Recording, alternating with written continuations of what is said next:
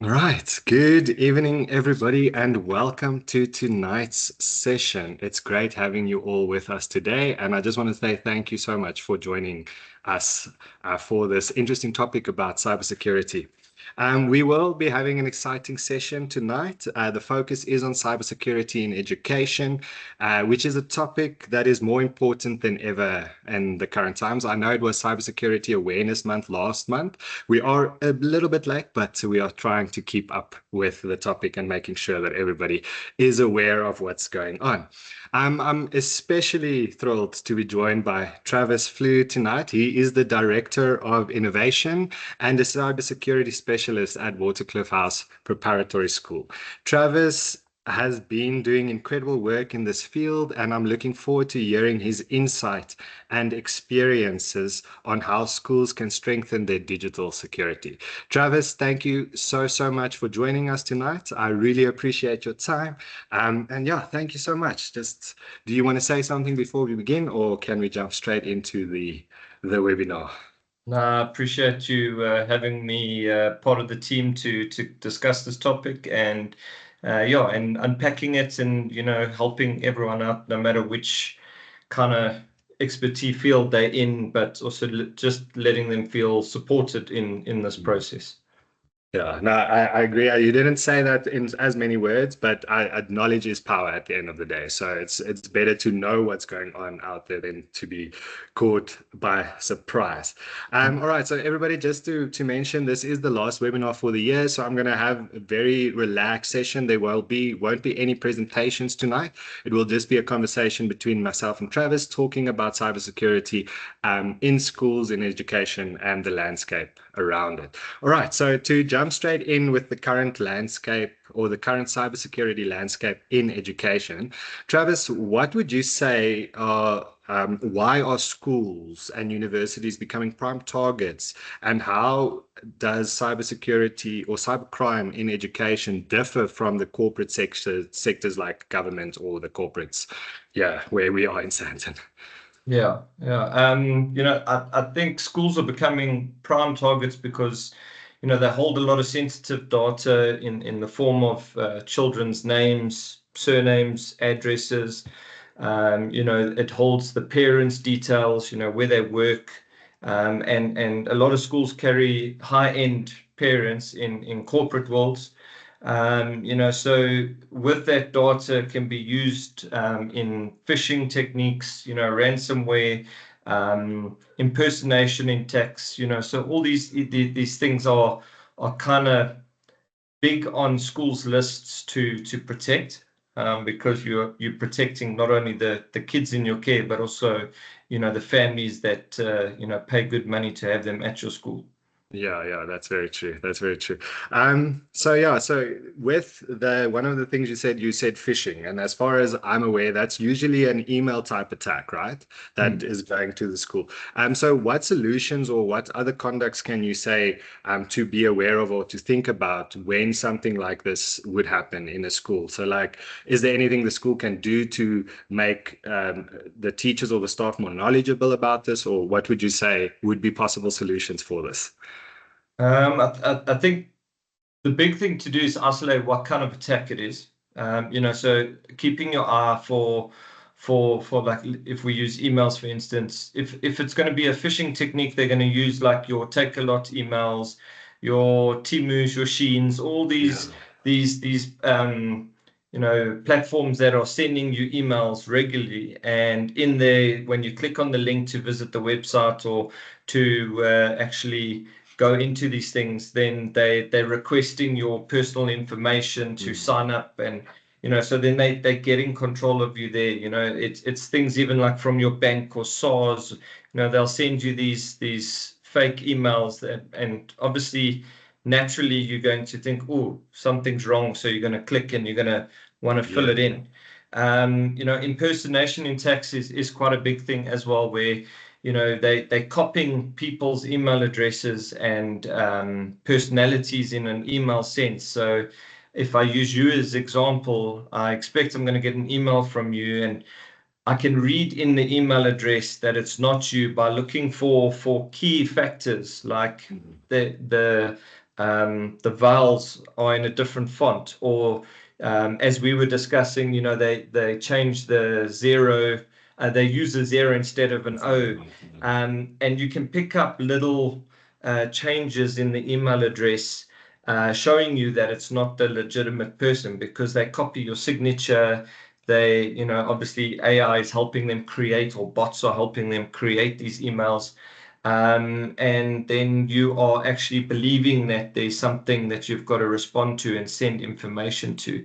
So, Yeah. solutions for that is obviously, always stay alert and check the email addresses, check the kind of information they're asking. Anytime someone's asking for personal information, don't just lead with giving it, rather follow up and contact that person and say, listen, I got this email. Why are you asking for it? Conduct, in our case at WHPS, I conduct termly risk assessments on Oh, our wow. systems, but you can do it annually depending on how you feel. Creating strict access to data systems, so Mhm. creating perfect silos of general staff accessing aspects of the school, management staff accessing other areas of the school, and then obviously your students only accessing what they need to.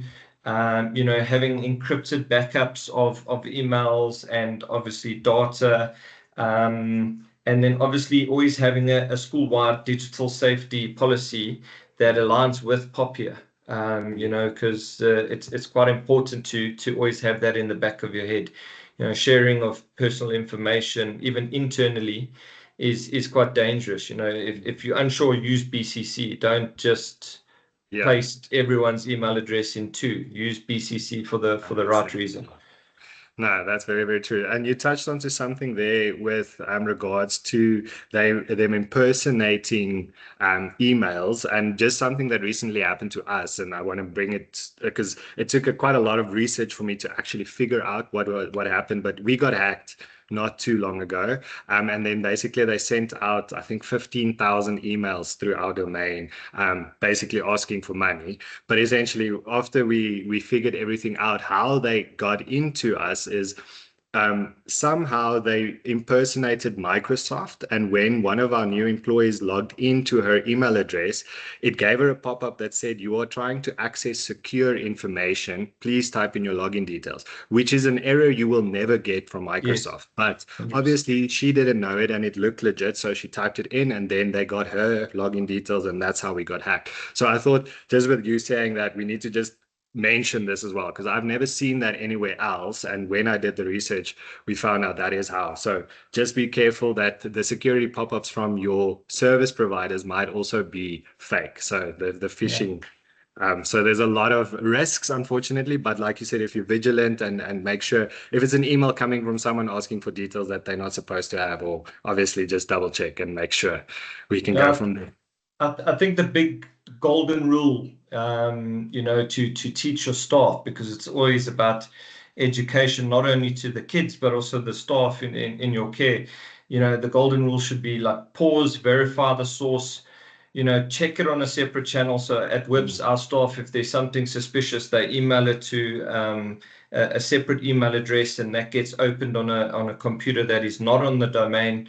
It's completely separated, and I can check it. And if it's clean, I let them know it's clean. And if it's not clean, then we filter it, and we could put it through the right channels with our firewalls and security. And then obviously that reporting process. Staff must feel supported and not judged by, reporting something. Rather check than something serious happen. Yeah, no, I think that's very important. And as much as I tell my colleagues as well every day, don't click on links, don't click on random things, it still happens. So I think that's very, very good way of doing it. Like you said, like double check, verify, make sure, ask the question. No one's going to get angry at you for asking the question. They might be upset with you if you don't ask the question and click the link and something happens. But anyway, so that's quite a good segue to the next section that we want to talk about. So securing educational technology. So how can, in your opinion, so you mentioned a computer that is not on the school network to then check these external emails, but when they are on the school's network, so how would you say the schools balance technology accessibility and then the security of that? Yeah, so like your interactive panels, your LMS platforms, cloud tools, they're all there to improve the experience for the staff and the boys, but they also create an entry point. So, regular updates, device management. So not only updates of the software, but regular updates of your Windows security, your firewall security. All these play a part when the end user and the service come into play. Yeah. Device management, making sure that your own firewalls are in place. Does the school have end user security in place and not only server security? Secure Wi-Fi connections, very important. Don't just create one form of Wi-Fi and have basic security where you've got the kids on the same Wi-Fi as the staff with the same password. That will end up causing one headaches because you can't isolate your clients on the Wi-Fi. So it's very important to kind of put those things into silos and then watch how they all work together. And a big part of that is obviously maintaining it. Yeah. So if you bring your own device school, what LMS or MDM systems are you having in place that when those devices come onto campus, you've got security that loads in and kicks them off their personal kind of Yeah. use of the device. And then when they go home, it goes back to being a personal device. But when that device is on your campus, it's got to be secure and checked and scanned. Because you don't know if that device picked up a virus at home overnight, Exactly. and it comes onto campus, and you're going to get nailed. So using the right kind of tools like Intunes or JumpCloud or one of the MDMs that allow you to control the time that the device is owned by the school, and then obviously when the device is handed back to the students. Wi-Fi is a big one. Creating or fragmenting your Wi-Fi correctly. So having an SSID that is used by staff with its own security levels, having an SSID that is used by students if you're at a school that allows devices, and then obviously having guest accounts that if you've got delegates coming for a conference or cluster meeting, you have that set up and they have to sign in and register so that way you can control those clients separately. That's all very important steps to keep in place. It's funny that you mentioned the Wi-Fi because I always say home is where the Wi-Fi connects automatically, and 90% of the schools we do, when I walk in there, my laptop's connected to the Wi-Fi. Your WHPS is the only school that has kicked me off the Wi-Fi, and I remember we having a conversation about it, and you told me it was for security, and you changed it quite a lot of times during the year because of just security, not for any other reason, just for that case. So thank you for bringing that up. It reminded me of that conversation. But like I said, it might be a little bit of a information for the other schools that they also should change their Wi-Fi because I've been doing this for 4 years now, and if I'm still connected to the school that I visited 4 years ago, there might be a little bit of an issue. But anyway, let's hope they are still secure. So then going from there, we did speak about all the information and the data that the school collects and the sensitivity around it. So protecting students' data and privacy, how can schools handle and protect students' data responsibly? If you can just elaborate on that. So obviously it depends also on your management system. If you with Ed Admin, Pencilbox, Adam, any management system you're on, they come with their own security and multi-authentication rules, which is great. They're having you set up user accounts with them. The big thing there is to make sure that your teachers are leveled. So you don't have a teacher able to see the entire campus. They should only see who they teach. Yeah. So that's a big step, first and foremost. And then obviously from an actual protection and privacy of information, it's, encrypting that sensitive data before backup or part of the backup. It's restricting access to comply. So you're not having, teachers should only see parents' information of kids Mm. they teach. Yeah. That they shouldn't have access to every child in your school. Staff should understand the privacy principles. So it's about, again, education to the staff. If a parent asks for another parent's cell phone number, you can't just give it to them. You need to Mm. be able to contact that parent and say, Mm. this parent's asking for your number. Do you give me permission to Yeah. share? That's a very basic example, but a very viable answer, because sometimes parents don't like their information shared. So educating the staff for the right reasons, and then obviously it's about responsible data use. You're not going Mm. to extract the children's addresses and then share it. You're going to be using that because you're planning a trip, Yeah. or you're not going to be necessarily drawing that to share it outside of your current environment of the school. So it's very, very important to put those steps in and educate the staff on the right use of the information. Yeah. No, that's very true. Like you said, it's using the information in the way that it's intended rather than Yeah. just giving it out. I want to say it all falls in line with the Poppy Act, but I don't want to go too deep into the Poppy Act. So, Yeah. but anyway, so it's all about how you secure that information. So, what type of data, just on the top of my head, is it? I think you've answered some of this already, but exactly, if you can elaborate, what data do you then take from the kids that can be shared without any like liabilities, if that makes sense, so that we can just determine what data can get out there and what can't get out there from a formal channel. A rule of thumb for me would be their name and surname is safe. Okay. Because you're dealing with the boys, you're sharing that with the teachers, because you may be, you know, uh, teaching the same child but different subjects. But anything to do with contact details of the child, if there's a cell phone number, every school's different. Our school, we are a no device school. If our children need devices, we have banks of iPads, and we've got our various different computer labs, and we make access for the children available. So we help control that internally. But if you're a school that's a bring your own device and you need to have their login details, so you're never going to share their login details around campus internally or externally as the IT manager.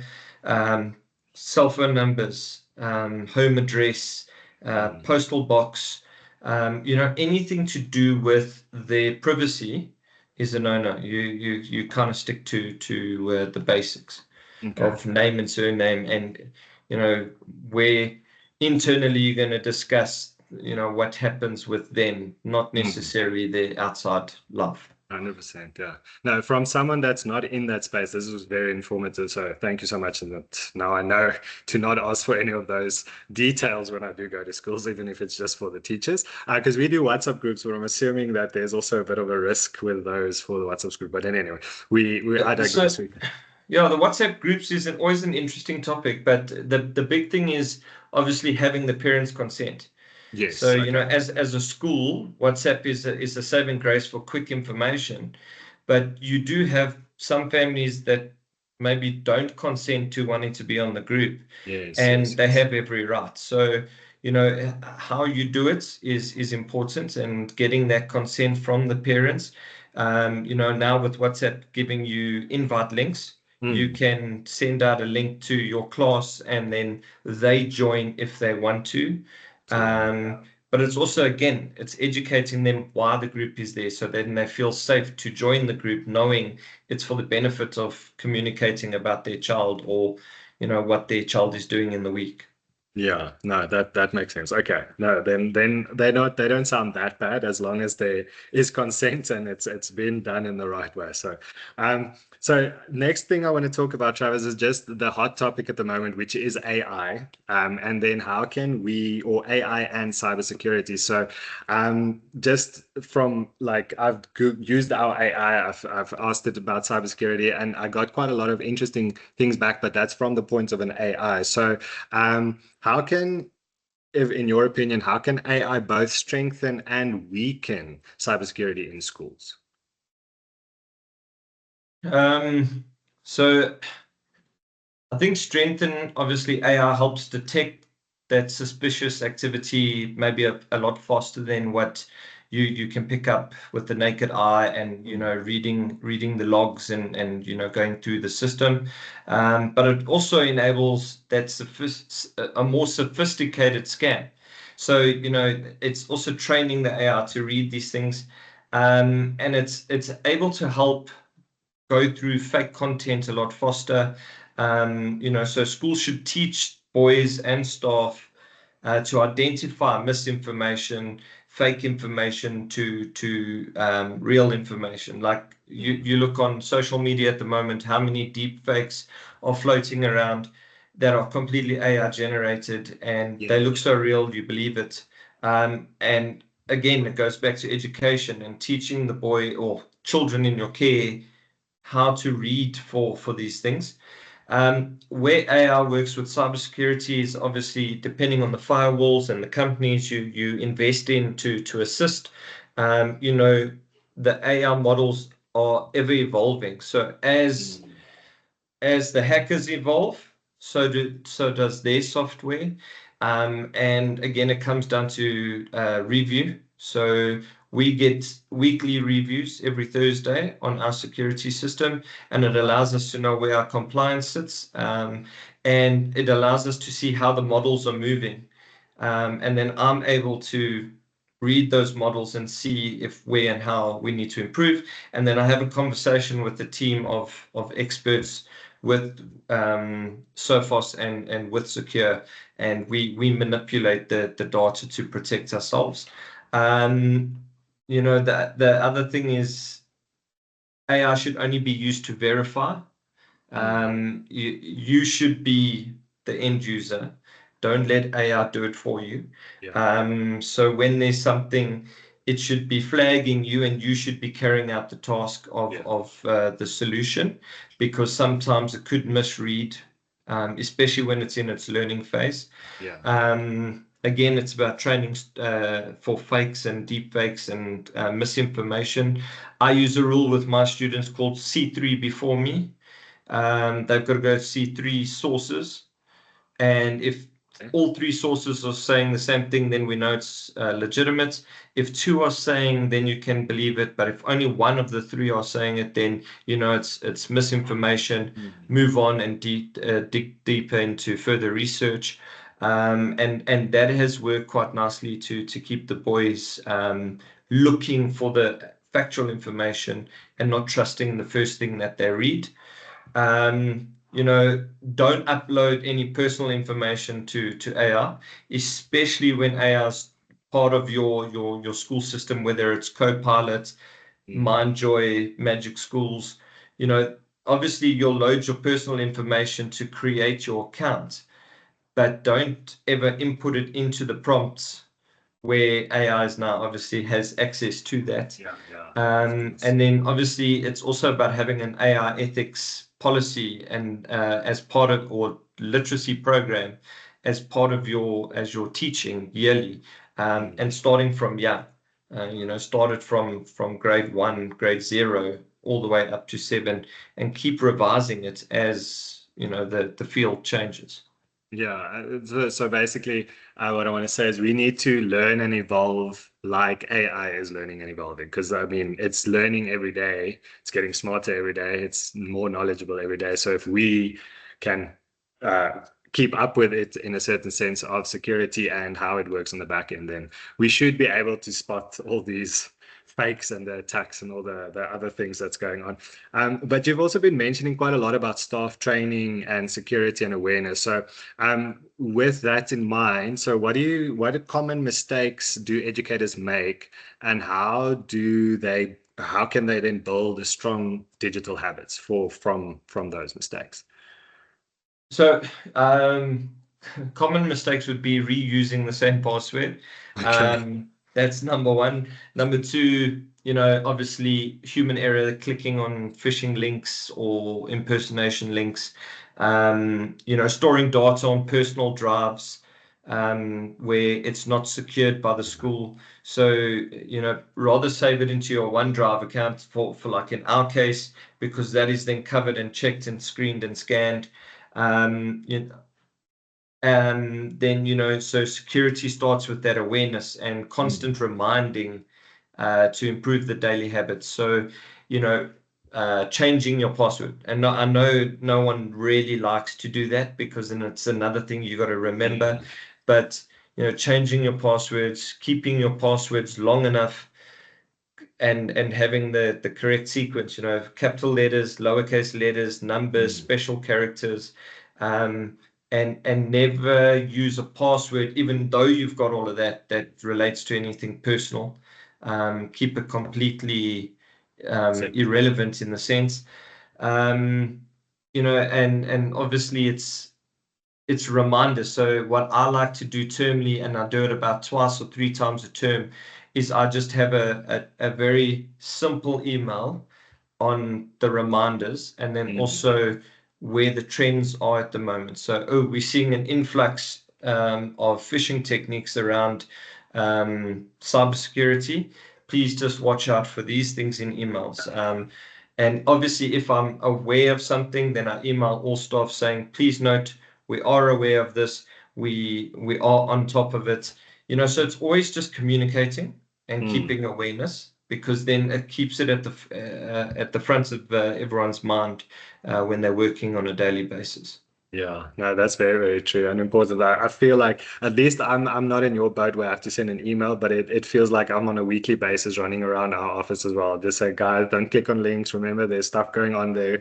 Please just make sure your device is secure. But with that in mind, so from this awareness, and let's say your staff might have clicked on one of those links, then what would you do, or how can a school respond effectively if a cyber attack happens? So obviously report it straight away. And not in 99% of the time, I think the IT team will be aware of it by the time you're reporting it. But by reporting it, it allows the IT team to know exactly where it started. Then we're able to obviously separate that from the rest of the network before it spreads. Establish the response team, so keep everyone in the loop. So your heads, your bursar, your financial team, because at some stage it could affect them.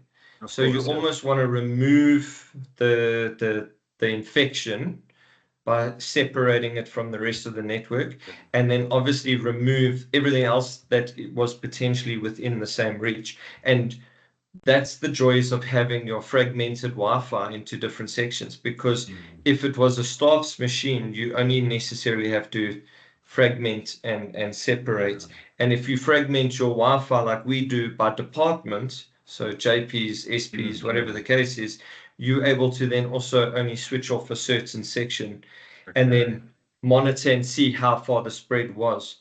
If the spread was severe, the best thing to do is just actually disconnect the whole campus and work backwards. But obviously, the response team comes into play with communication. Having your backup recovery plan put in place. Yeah, So that's it important. comes to, do you have your daily, weekly, monthly backups of your servers and your information? Are those cloud-based? And if they are cloud-based, you should also always have an offline Yeah. copy. Whether you are doing that offline copy monthly, it's better to have an offline copy that hasn't been touched by network in any form or sense. And then obviously review the incidents. to see the severity and then roll out the best recovery plan. And if it's severe, then obviously it's rolling back those backups, and hopefully you only lose a few days of information compared Hopefully. compared to everything. So you just mentioned something that I am definitely guilty of, and that's the offline backup being done every month. So thank you for reminding me. I will definitely do it tomorrow.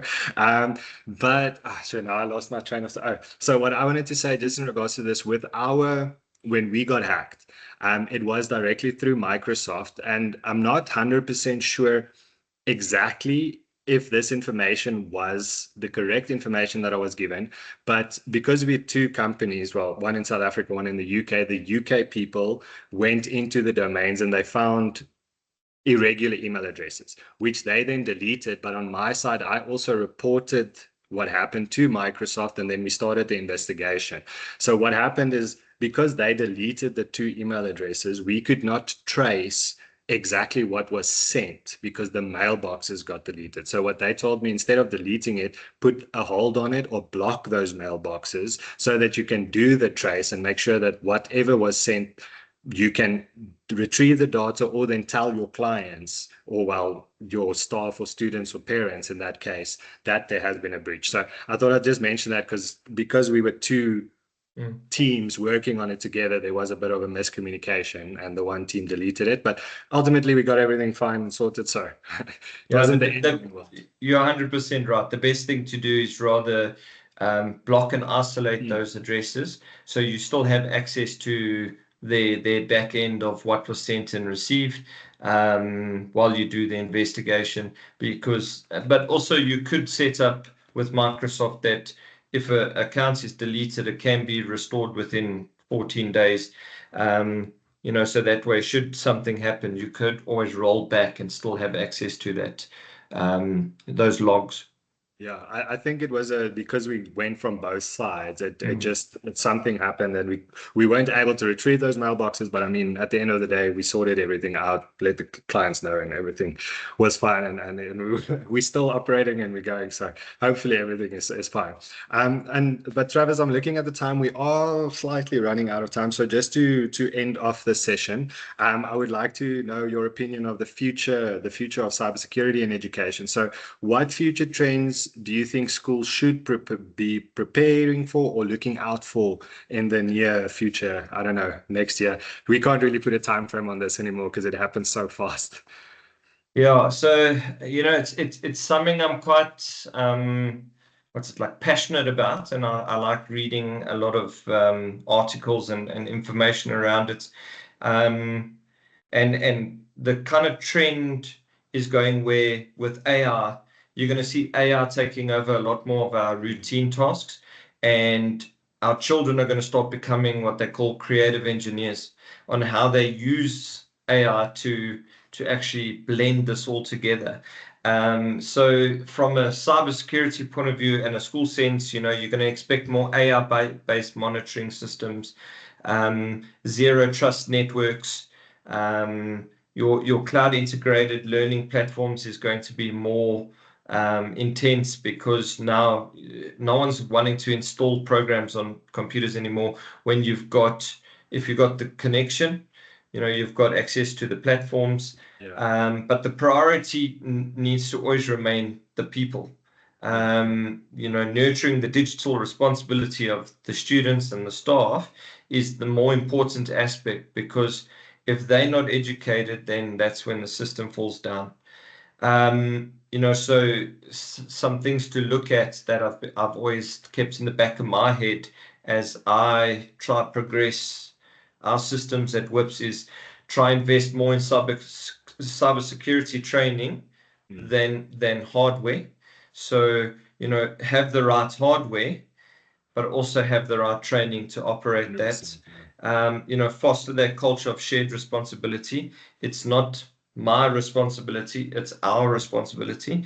And that's where that no judgment needs to come in. They need to know that, they're safe to report something. And then, adopt that zero trust framework with school networks. If you believe that it's a threat, kick it. until someone comes and says, my cell phone won't connect to the Wi-Fi. Then okay, that was that. That's a very small, simple example, but have that zero trust framework in place. Sorry, Travis. There's a saying that they now like my train of thought. There's a saying that goes in connect. It's easier to say sorry than to fix the problem. It's easier to apologize. Oh, I'm sorry I kicked you off, but if it was an issue, then it's obviously easier to apologize than to fix it. Yeah, but also keeping cybersecurity visible through drives, emails. So just constantly informing. A little phrase that I always think of is, you can't protect children from every single risk, but we can prepare for them for every challenge. And part of that is communication, letting them feel safe to discuss things with us as educators and parents. But it should be the same way for us as teachers. We have to try and prepare for every risk, but at some stage risk will come. But we can overcome the challenges if we help each other and communicate. No, that's very, and I like how you said it there. Like it's a we problem. It's not a single individual problem. And I think it's very important to foster that trust, or to create that trust with the students and the staff. That listen, come and tell me, rather than try and solve the solution on your own, and then maybe 2 days later it's 1,000 times bigger than it was in the beginning. So. 100%. All right, Travis. I don't know about all the viewers that were joining us tonight, but I've learned so much, and you've taught me a thing or two that I will be implementing into our day-to-day business. So I just want to say thank you, Travis. Before we end off the session, is there anything else you would like to say that you have on the top of your mind? Maybe things we haven't touched on to. I think I can just give a bit of a shout out. I see a couple of staff members from WHPS online, and thank you for the support, but also to you guys for hosting these things. As it's sharing to the greater community, not just within us. It's sometimes good to share with everyone that's out there too.